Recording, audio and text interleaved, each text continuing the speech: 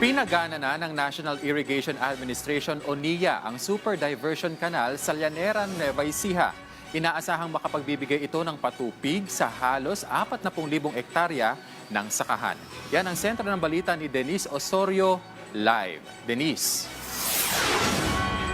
Kenneth, makasisiguro ng muling aagos ang patubig sa mga malalawak na sakahan dito sa Llanera, Nueva Ecija. Matapos formal ng i-komisyon ng National Irrigation Administration o NIA ang Talavera River Super Diversion Canal o SDC siphon. Nasa gitna ng mga hangganan ng Barangay Ligaya at Barangay San Nicolas ang Talavera River SDC siphon na orihinal na itinayo noong 2003 hanggang 2005. Isa itong 4-barrel reinforced concrete structure na may 396 meters na haba at pinamamahalaan ng National Irrigation Administration Upper Pampanga River Integrated Irrigation Systems o NIA-UPRIS. Ayon kay NIA Administrator Eduardo Guillen, sa muling pagbubukas ng pasilidad, may babalik ang irrigation supply sa kabuuang 39,758 hectares na direktang pakikinabangan ng 26,355 farmers sa Nueva Ecija. Dati mataas naman yung ilog, kaya lang over the years, siyempre may mga quarrying, so bumaba ng bumaba hanggang na-expose ito. At kaya nasira ito dahil dumaan yung tubig sa ilalim ng siphon natin. So kaya kami, nilagyan namin 2 sheet piles magkabilaan itong siphon, tapos may reinforcement, tapos binuhusan din namin. Kaya sabi ko nga dito, mas matibay pa ngayon ito kaysa doon sa original na structure niya. Noong December 2025, pansamantalang nasuspinde ang irrigation delivery sa ilang bahagi ng Nueva Ecija at Tarlac habang isinasagawa ang rehabilitation ng siphon. Apektado ang mga sakahan sa 9 na munisipyo at 2 lungsod at sa tansya ng NIA, umaabot sa 303,025 metric tons ang posibleng naging rice production losses.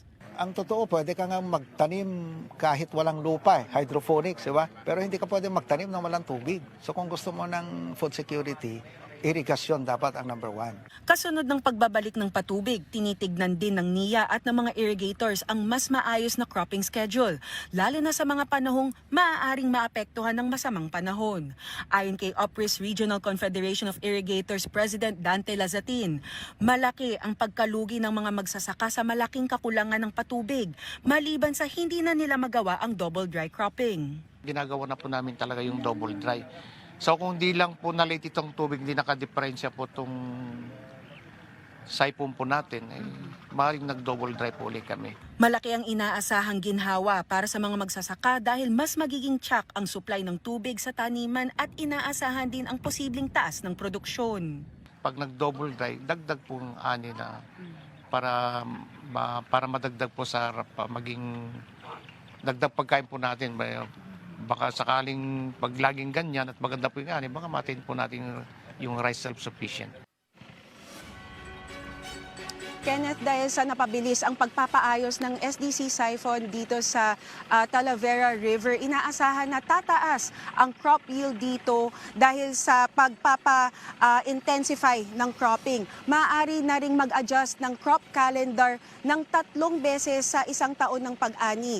February at saka June para sa tag-init at October para sa tag-ulan. At kung palay lang ang pag-uusapan natin, nasa 3.9 million metric tons ang naaani ng UPRIS kada taon at inaasahang madadagdagan ito ng 150,000 metric tons pa once na tuloy-tuloy na ang pagdaloy ng tubig dito.